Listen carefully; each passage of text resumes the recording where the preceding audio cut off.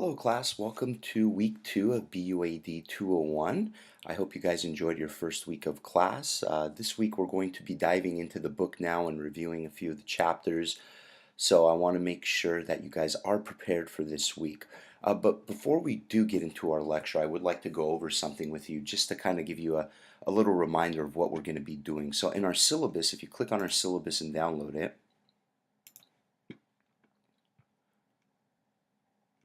and you scroll to the bottom, you're going to go ahead and see our weekly schedule here. So week 2, we are going to be discussing chapters 1 and 2 today. You're going to have your chapters 1 and 2 mind tap homework due, and you're also going to have a week 2 activity due as well. So keep that in mind. Make sure you go over our weekly schedule and you prepare yourself on what we're going to be doing for each week. Keep in mind as well this chapter 1 and 2 mind tap homework activity that you need to complete through the online website. That's not due until September 10th. Usually your homework assignments will be due the following week. However, for the first one, I always like to give you an extra week to complete it, just in case you need that extra time to maybe purchase the book, complete your homework assignment. I do understand how hectic it can be the first couple weeks of a semester, so I just want to give you a little extra time to complete your mind tap homework. So again, today we will be talking about chapters 1 and chapters 2. You'll have your chapters 1 and 2 mind tap homework to complete, and you'll also have a week 2 activity to complete. So let's go ahead and go back into titanium, and if you scroll down to week 2, you're going to see our items loaded for this week. So week 2 is going to be August 28th through September 3rd. Here I've listed your tasks that you need to complete for this week. So you're going to need to read chapter 1 and chapter 2 in your textbook. Please make sure you read both chapters. Even though I go over them in our lecture, it's still important, and it is up to you to make sure you read each chapter from start to beginning. That way you have a good understanding of certain items in the chapter that we may not go over in our lecture. So it is really your responsibility to complete chapters 1 and 2. You're also going to watch the weekly class video lecture below.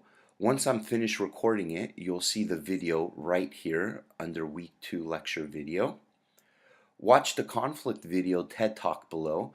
If you click on this link here, it will open up a new window for this conflict video. You're going to need to complete your week 2 class activity, and if you scroll down here, for the file attachments for this week, you're going to see the week 2 class activity. And you're also going to need to complete your chapters 1 and 2 mind tap homework, which is what we went over in the syllabus. Remember, this is not due until September 10th. You'll have an extra week to complete this assignment. So what I like to do as well is I upload my PowerPoint lectures that we're going to be going over in our video lecture up on titanium as well. That way you have it for your notes, and you can take notes if you would like in the PowerPoint as well while we go over it. Now your week 2 class activity, it's going to be based off of this video that you're watching now and your PowerPoint here. What you're going to do is you're going to complete a week 2 class activity, and you're going to answer questions as we go through the PowerPoint. So let's go ahead and take a look at our week 2 class activity. If you click it here,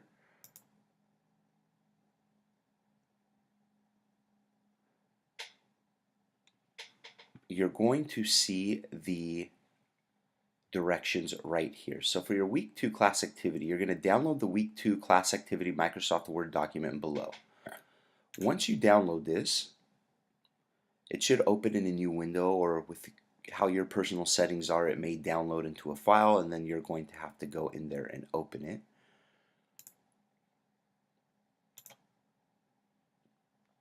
So this is what your week 2 class activity looks like. You're going to put your name up here. So I'm going to go ahead and put my name, and then I'm just going to save it. That way I have it saved on my computer and it is ready to go. While we're watching the weekly lecture and we're going over the PowerPoint, you're going to have 4 activities you need to complete. Once we get to that activity, you can go ahead and pause the lecture video to complete your activity. And you're going to write your activity here. Usually each activity will be anywhere from 3 to 4 sentences. Maybe some of the more difficult or longer ones will be about a paragraph. So each activity will be completed here on this Word document. So let's just go ahead and write some test wording.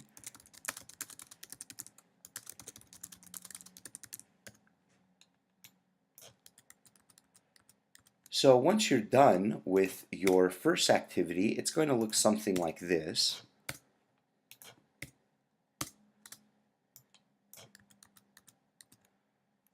Maybe 3 to 4 sentences, something like this. And each activity is going to have writing. And once you're done, you're going to save it. And you're going to upload it in this week 2 class activity section here. Now this is going to be due Sunday, September 3rd, and you're going to have to get it in by 11:59 p.m. So please keep that in mind. So let's go ahead and go back to the lecture.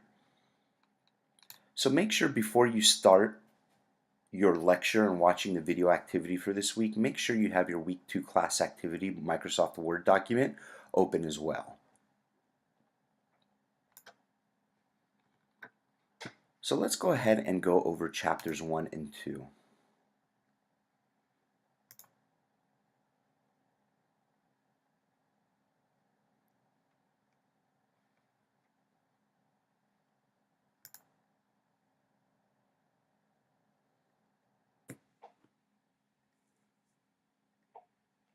Alright, so chapters 1 and 2 review for business writing.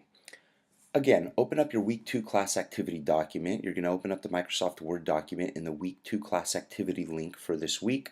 Save it to your computer, open the file and put your name at the top.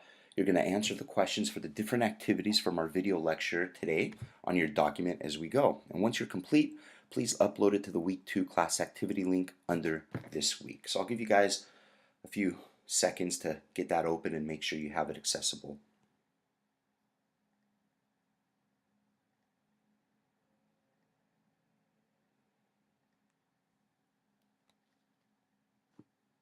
Alright, so let's go ahead and begin talking about chapters 1 and 2.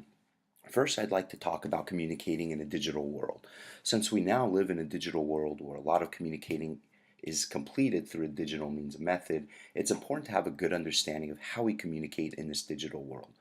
So communication skills are critical to effective job placement, performance, career advancement, and even any kind of organizational success. So it's important that you have these communication skills. This way you can make sure that you maximize your efforts in your current workplace environment. You know, when you get your first job or even your internship, whatever it may be, whichever one may come first, your communication skills are going to be critical to the success of you in that company. And of course, writing can be your ticket in and out of the door. So a lot of supervisors, bosses, managers, whoever you may be reporting to, they're going to look at how you write. They're going to look to see if you put time and effort into your emails, any kind of report that you have to complete. Maybe you're completing some kind of marketing report and your boss has asked you to put together maybe a marketing plan for the next month. Well, he or she is going to look at how well you write. You know, if your writing is sloppy and it doesn't have the time put into it, your supervisor is going to look at this and see, well, you know, this person doesn't put a lot of time or effort into their writing. This may tell me that maybe they don't put a lot of time and effort into their job. Because remember, whenever you send an email, you don't know whose hands that email is going to be in. For example, there were quite a few times when I was working as a marketing manager, I would send an email requesting a project to be completed from a coworker. Well, that coworker may not be responsible for completing that entire project. They may need to get help from someone else. So what they may do is forward that email that I originally had sent them to that person that they may need help from. And what they'll do is they'll forward the email and they'll say, hey, take a look at Bobby's email below. Can you help me with part X, Y, and Z? So that way I can get it completed. Now this new person is going to scroll down and they're going to look at that email you wrote. So you don't know whose hands your email is going to be in, or even a report that you write. That's why it's very important to make sure that you put that critical time and effort into writing an email, a report, whatever it may be, because effective writing skills can lead to better job opportunities. Looking at this last bullet point, if your supervisor knows that you can write and you put a time and effort into your writing, they're going to see that you have that opportunity and that you want to move up into the workplace. So keep in mind that effective writing skills can lead to a better job opportunity. So writing in the digital age. Digital writing, this can mean anything from social media to blogs, etc. And this is considered to be more casual among young adults. Now, this can be good and it can be bad. Good meaning that you may not have to put too much effort into your writing styles, but can also mean bad because you don't know who is going to be looking at the writing that you're completing.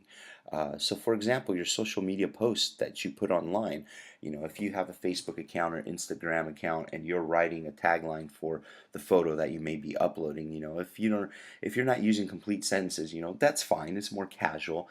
But the problem with this is that it can transfer over into your writing for your workplace.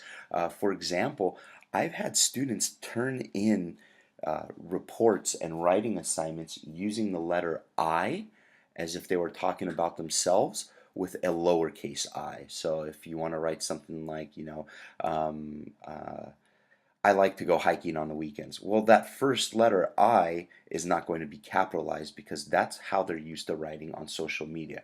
Granted, we have autocorrect on our mobile devices or even in our Microsoft Word documents for certain items, but at the same time, you need to make sure to be careful that your writing habits that you have from your social media or blog that you are writing about is not pouring over into your professional workplace environment because again, supervisors are going to be looking at your writing skills, coworkers, and whoever it may be. They're actually going to take a look at how your writing is. And going into the next bullet point, employers look at digital writing as an important aspect, like those examples I talked about your emails and reports. This is something that they're going to base your job off of. Now, let's say you're the social media marketing manager for an organization. Well, granted, social media, you need to know how to write. You have to have a good understanding of how to write in the social media environment. But at the same time, you don't have to have a degree in English and essay writing and a minor in literature to have a better understanding on how to write. But at the same time, writing is looked at as an important aspect in any kind of job performance. So this is why it's important for you to make sure that you put that time and effort into your writing. And figure 1.1 in your book shows the emergence of new technologies, new communication technologies. It just kind of shows how much we have involved in writing and technology in the workplace environment. The good news is communication skills can be learned. So if you don't have solid or a good set of communication skills, the good news is they can be learned. And enrolling in this class will help you polish your business communication skills. Remember, this class is essential and is required in order for you to take BUAD 301, which is Advanced Business Communication. The university doesn't want you going into BUAD 301 without a good foundation of business writing. And of course, these skills must be learned. This is why we take this class. So it's important that you put in the time and effort to make sure that you learn these skills. And practice makes perfect. If you practice something over and over and over and over, it's going to embed in your DNA. A good example I like to use is Kobe Bryant. Now, Kobe Bryant, for those of you who don't know, was a basketball player on the Los Angeles Lakers that recently retired. Well, what Kobe would do was he would go hours before practice and stay hours after practice to practice his basketball shot. And he would do this over and over until it was embedded in his DNA that he knew how to perfect it. And he was really good at shooting the ball because he practiced shooting more than anybody else. So this is why practice makes perfect also in writing. This is why we're going to be completing these class activities because I want you to constantly practice writing. I want you to complete activities that are going to help you polish your skills. And remember, job candidates with exceptional communication skills instantly stand out. These communication skills are critical to career success. So by communication skills, what do I mean? Not only do I mean in the interview of communicating with someone, but also you're writing your resume. How are you going to write your resume? This is a kind of communication skill that you need to know. When I was hiring a marketing coordinator to work under me at a .com I was working at, I would have to review applications, and these applications consisted of a cover letter, a resume, and a reference page. Now, I would read the candidate's cover letter, and if their cover letter was not written well, or I see they didn't put their time and effort into their writing, or didn't even spell check or correct their grammar mistakes, I wouldn't even look at the resume, because that told me that if they weren't serious about writing a cover letter and putting the time and energy into writing a well polished cover letter, then most likely that would transfer over into how they work as well too. So I would look at job candidates who had exceptional cover letters, who wrote them very, very well. They did not have any grammar mistakes. It was very clean, and it was just easy to understand. And once you turn in your resume, and if you get a call back for an interview, you're going to go in and you're going to talk to one, two, maybe even three or four people. And now your communication skills of your body language are going to come into play. Your eye contact, how you speak, what words and vocabulary are you using? These are critical to your success. So keep that in mind. So for your class activity 1 in your Microsoft Word document, let's go ahead and open that back up so I can show you.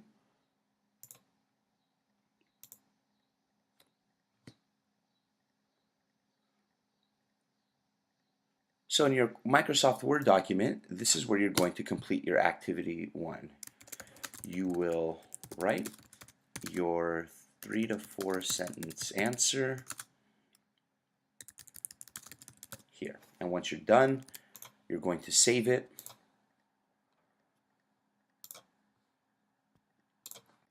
So let's go ahead and go back to the class activity. So in 3 to 4 sentences, discuss why you think communication skills fuel career success and why writing skills are vital in a digital workplace embracing social media. So I want you to just go ahead and answer this in 3 to 4 sentences and write it down in your class activity number 1. And usually in my in-class traditional classes, I give the students about 10 minutes to complete this activity. Since this is an online course, you have all the time you want to complete this activity. So go ahead and pause this video, and once you're done writing your class activity number 1, go ahead and resume the video.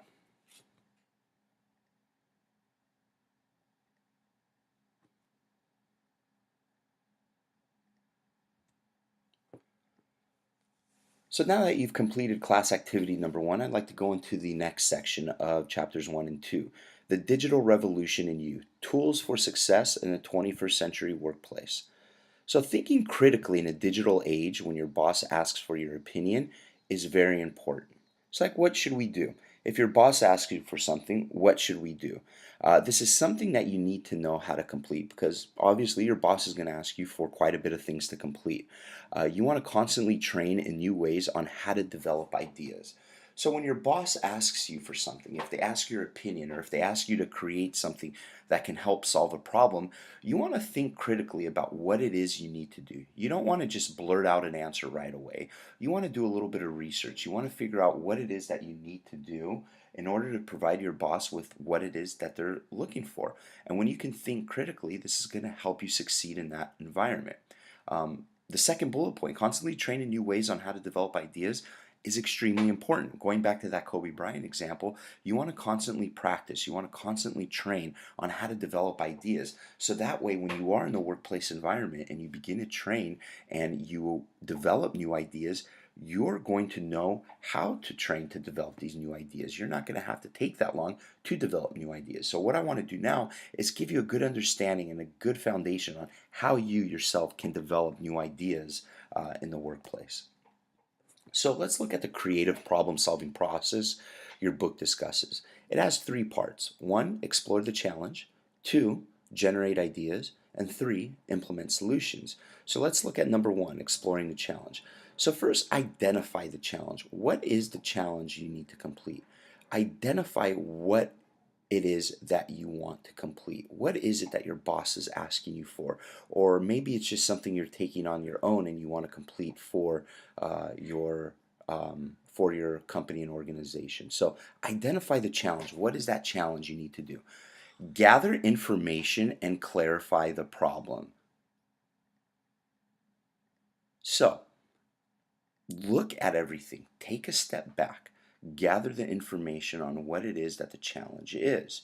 What is it that you may need to know about the problem? The more information you have about something, the better you're going to help solve this problem. And make sure to clarify what the problem is. This is important, and this is something that is always misdiagnosed among people when they are looking at a challenge. So, for example, let's say my foot hurts. Well, if I tell you my foot hurts, that's not the problem. The problem is I may have a bruised bone or a fractured ankle or a sprained ankle. That is the problem at hand. Saying my foot hurts isn't the problem itself. So this is something that you need to understand. What is the problem? What is the root of the problem? Because if I tell you my foot hurts, there are many diagnoses a doctor can say. Well, let's get an x-ray, let's get an MRI, stay off your foot for a couple weeks, don't jump on your foot, but if you know what the problem is, if I tell the doctor, if the doctor finds out, hey, my foot is actually sprained, well, he'll know, okay, stay off your foot for 7 to 10 days, because a sprained ankle needs 7 to 10 days rest. Whereas if I have a broken bone, the doctor's going to say, okay, we need to put you in a cast and you need to stay off your foot for 6 months. So there's a big difference when you know what the problem is. You can help diagnose a solution. 2, generate ideas. So come up with many ideas to solve the problem. When you have a lot of ideas to choose from, this will help you pick the most promising problem-solving process. Going to the next bullet point, you want to pick the most promising ideas. So if I come up with one idea right away and then I stop and I say, great, I have an idea to help solve the problem. Well, that's only one idea. How do you know there aren't better ideas? What if there are better ideas? So you want to make sure to come up with many ideas to help solve a problem. And then number 3, implement solutions. Select and strengthen solutions. Pick which one you want to move with. Now, the one you want to move forward with, how can you help strengthen the solution to make sure that it's going to work? That way you can make sure to maximize your potential of solving this problem. Plan how to bring your solution to life and then implement it. So implementing this creative problem solving process will help you really understand how to solve a problem in the workplace environment. So let's look at this example at the bottom. So let's say your boss wants you to come up with a solution on how to organize the marketing department's lack of space in the meeting room. So let's say our marketing department is growing. We have more and more people. Well, now our weekly meetings are becoming a little bit more packed and we need more room. So what are some things that you can do to help generate ideas on how to solve this issue? Well, maybe you can talk to HR and figure out a new place, a new area to have your meeting rooms, your meetings in a bigger room so that way everybody can fit. That's one idea. Maybe another idea would be replacing the chairs in that meeting room with more efficient and smaller chairs. Maybe the current chairs in there are those bulky office desk chairs and they have armrests and each one is like 3 feet wide and they just take up a lot of room. Well, maybe you can get chairs that are 2 feet wide and now you can fit more chairs into this room.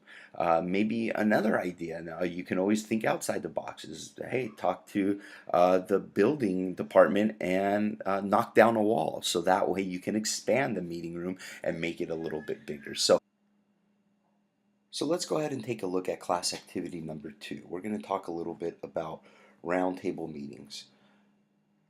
So the example that we talked about before, about your boss wanting you to come up with a solution on how to organize the marketing department's lack of space in the meeting room. Keep that in mind. I put that on here so you can just be reminded of what we just discussed. Always remember that no idea is a bad idea. You just want to come up with as many ideas as possible. So what I want you to do in 3 to 4 sentences, explain how you can help solve a problem regarding the lack of participation in monthly roundtable meetings. Why do you think this will work? So a roundtable meeting, for those of you who aren't familiar with it, a roundtable meeting is conducted by a human resources department in an organization. And what they do is they invite one person from every department. So they'll bring someone in from the marketing department, someone in from the accounting, finance, building and IT issues, etc., etc. So you get this roundtable meeting of people from different departments, and you discuss certain things going on in the organization. You discuss maybe there's a parking issue and you want to get someone's idea from every department, or maybe you want to discuss building logistics, whatever it may be. They have these roundtable meetings so they can get the opinion of people from different departments. But now the problem is there has been a lack of participation in these roundtable meetings. Since they are voluntarily, a lot of people aren't going, and there's a lack of participation, and this is not helping the human resources department. So again, 3 to 4 sentences explain how you can help solve a problem regarding the lack of participation in monthly roundtable meetings. Whatever idea you come up with, why do you think this will work? So again, in the traditional class I teach, I give my students about 10 minutes to complete this in class. For this point, go ahead and pause this video lecture. Go ahead and take the time needed to complete this class activity number 2. And once you are done, go ahead and save it on your Word document and go ahead and click the play button to resume this video lecture.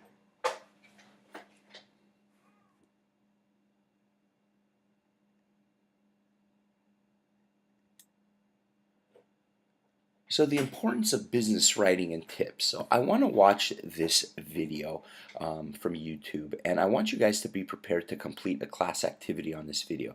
So make sure to take notes on this video. It's not too long, but it's a video that gives you some tips about business writing, some things that you can look forward. So what we'll do is we'll go ahead and watch this video together.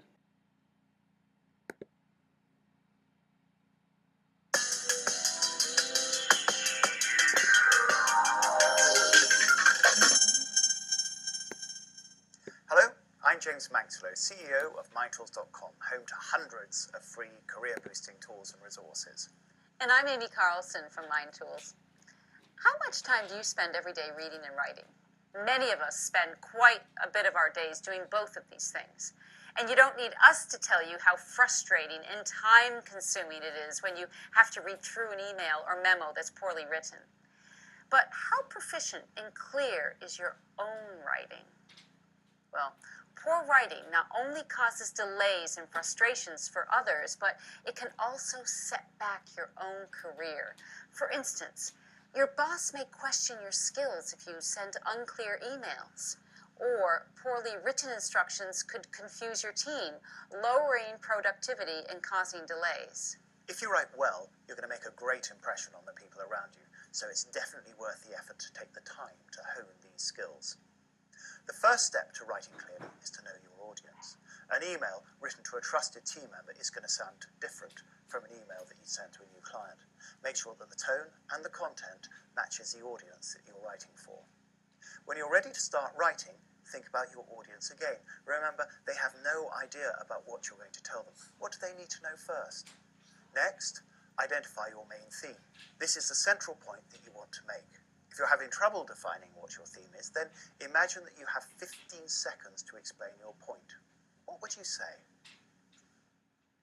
If you're creating a longer written piece like a report, then take time to create an outline. This will help you focus your thoughts so that you can lay out information in a logical order. Outlines can also help you make sure that you don't forget an important piece of information. When you write, use simple words. Longer words can be impressive, but they can also confuse and frustrate your readers. Unless you're writing a highly technical piece, stick to simple, clear words.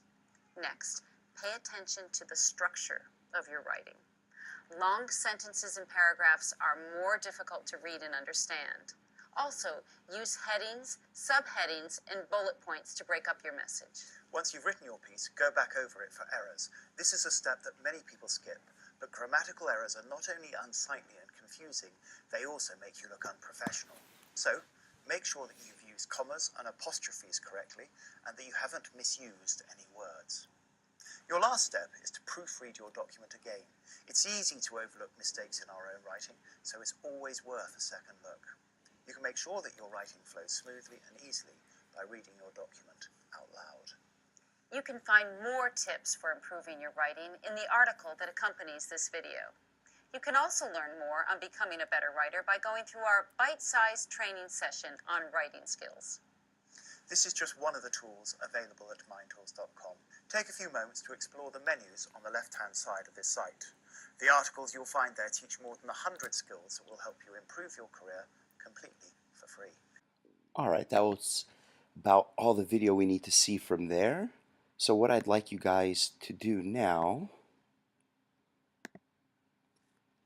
is complete your class activity number 3.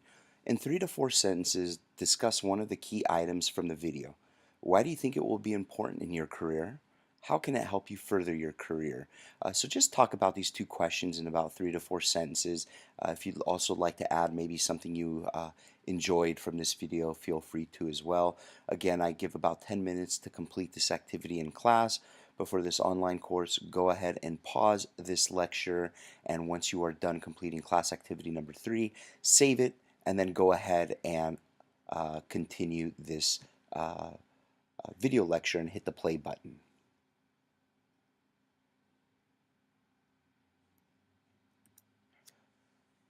So let's take a look at what do digital age employers want. So there's a few things that they look for. Obviously your education, which is why you're here today.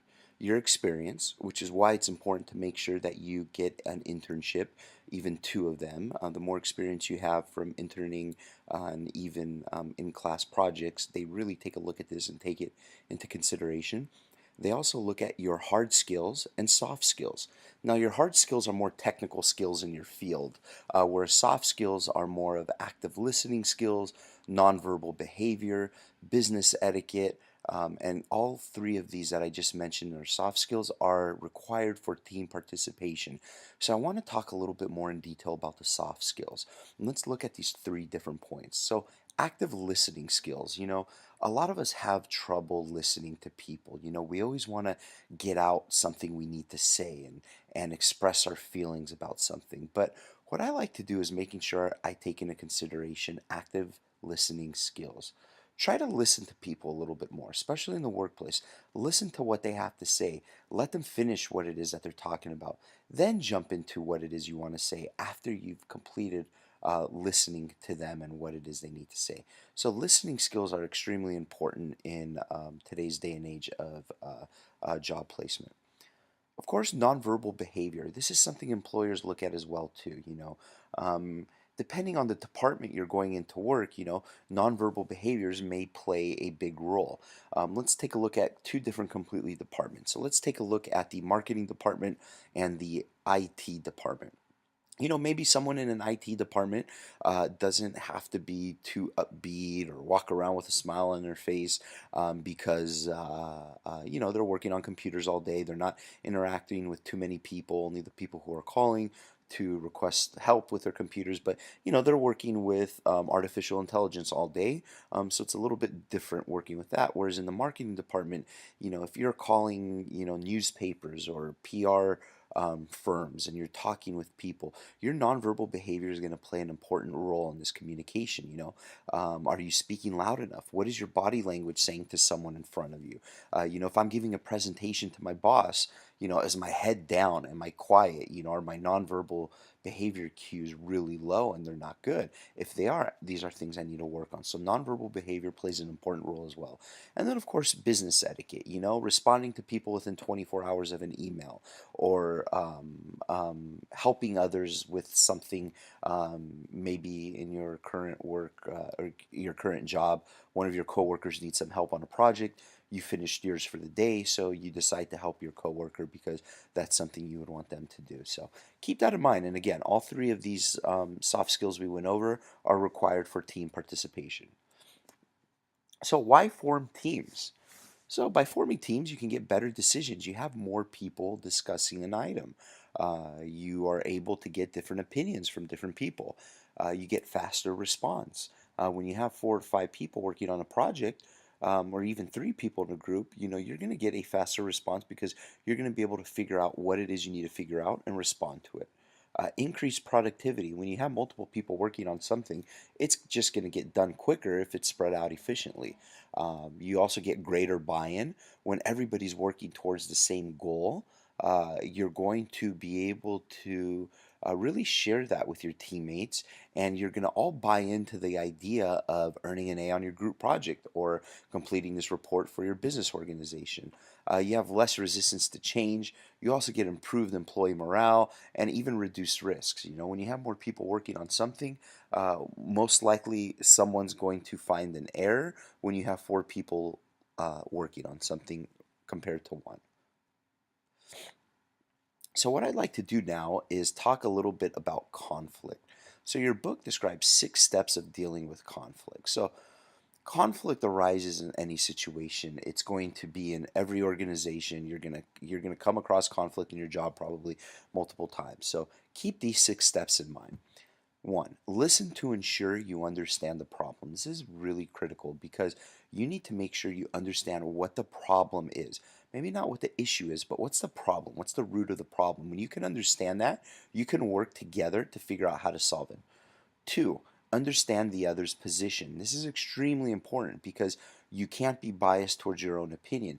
You need to look at something in the other person's eyes. How are they viewing this? Why are they taking this the way they are? Why are they disagreeing with me? When you can understand how they feel and what they feel, you're going to have a better chance of resolving the conflict.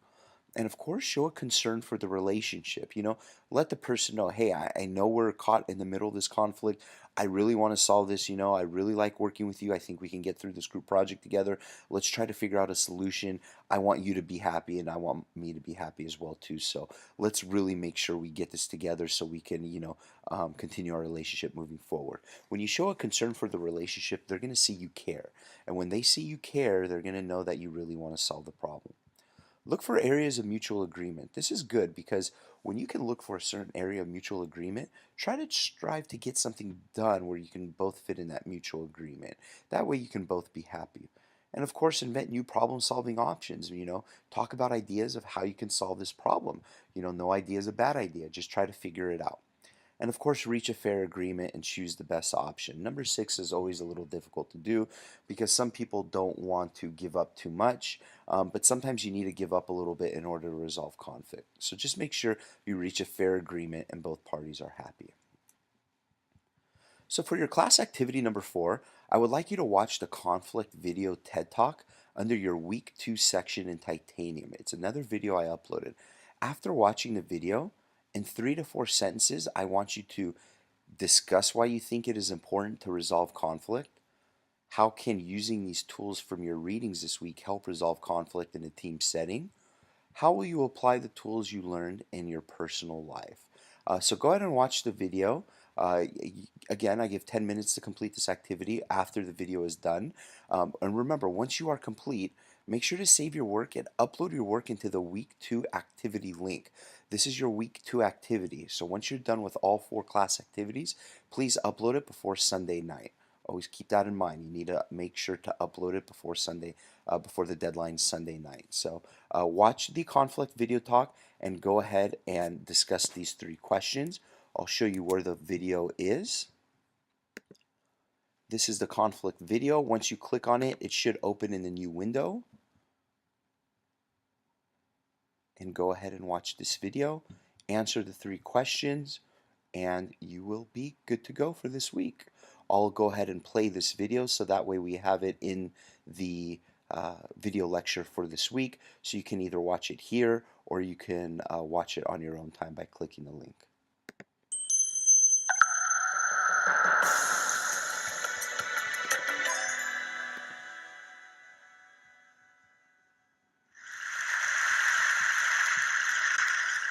So, I was in hospital for a long time, and a few years after I left, I went back, and the chairman of the burn department was very excited to see me.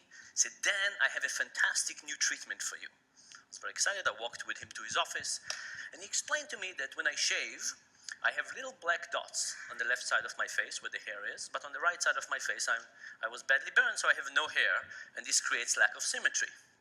And what's the brilliant idea he had? He was going to tattoo little black dots on the right side of my face and make me look very symmetric. Sounded interesting. He asked me to go and shave. Let me tell you, this was a strange way to shave because I thought about it and I realized that the way I was shaving then would be the way I would shave for the rest of my life because I had to keep the width the same. When I got back to his office, I wasn't really sure. I said, can I see some evidence for this? So he showed me some pictures of little cheeks with little black dots, not very informative. I said, you know, what happened when I grow older and my hair becomes white? What would happen then? Oh, don't worry about it, he said. We have laser, we can whiten it out. But I was still concerned, so I said, you know what? I'm not going to do it. And then came one of the biggest guilt trips of my life. This is coming from a Jewish guy, right? So that means a lot. And he said, Dan, what's wrong with you? Do you enjoy looking non-symmetric? Do you have some kind of perverted pleasure from this? Do women feel pity for you and have sex with you more frequently? None of those happened. And this was kind of very surprising to me because I've gone through many treatments. There were many treatments I decided not to do, and I never got this guilt trip to this extent. But I decided not to have this treatment, and I went to his deputy and I asked him what was going on. Where's this guilt trip coming from? And he explained that they have done this procedure on 2 patients already, and they need the 3rd patient for a paper they were writing. Now, you'd probably think that this guy is a schmuck, right? That's what it seems like. But let me give you a different perspective on the same story. A few years ago, I was running some of my own experiments in a lab.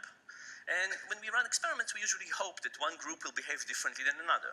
So we had one group that I hoped their performance would be very high, another group that I thought the performance would be very low. And when I got the results, that's what we got. I was very happy. Aside from one person, there was one person in the group that was supposed to have very high performance that was actually performing terribly. And he pulled the whole mean down, destroying my statistical significance of the test. So I looked carefully at this guy. He was 20-some years older than anybody else in the sample. And I remembered that the drunken guy, older drunken guy, came one day to the lab wanting to make some easy cash. And this was the guy. Fantastic, I thought. Let's throw him out. Who would ever include a drunken guy in the sample? But a couple of days later, we thought about it with my students, and we said, what would have happened if this drunken guy was not in that condition? What would have happened if he was in the other group? Would we have thrown him out then? We probably wouldn't have looked at the data at all, and if we did look at the data, we probably said, fantastic, what a smart guy who is performing this low, because he would have pulled the mean of the group lower, giving us even stronger statistical result that we could. So we decided not to throw the guy out and to rerun the experiment. But you know, these stories and lots of other experiments that we've done on conflicts of interest basically kind of bring 2 points to the foreground for me.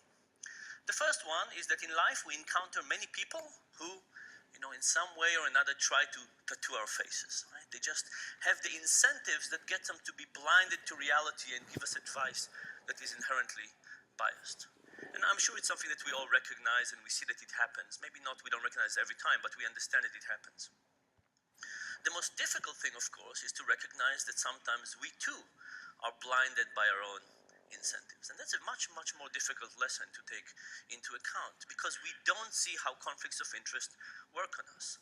When I was doing these experiments, in my mind, I was helping science, right? I was eliminating the data to get the true pattern of the data to shine through. I wasn't doing something bad.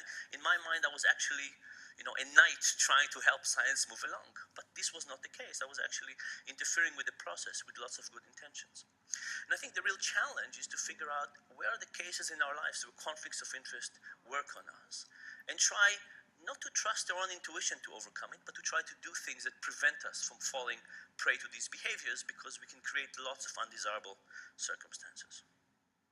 I do want to leave you with one positive thought. I mean, this is all very depressing, right? People have conflicts of interest, we don't see it, and so on. The positive perspective, I think, of all of this is that if we do understand when we go wrong, if we understand the deep mechanisms of why we fail and where we fail, we can actually hope to fix things. And that, I think, is the hope. Thank you very much.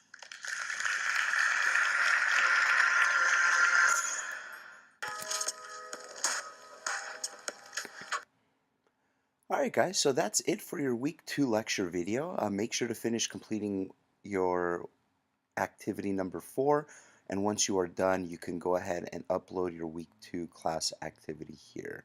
I wish you guys all the best of luck this week, and again, if you have any questions, comments, or concerns, please feel free to reach out to me by phone. You can call or text me, or you can even email me as well. Thank you so much guys, and I wish you the best of luck again moving forward.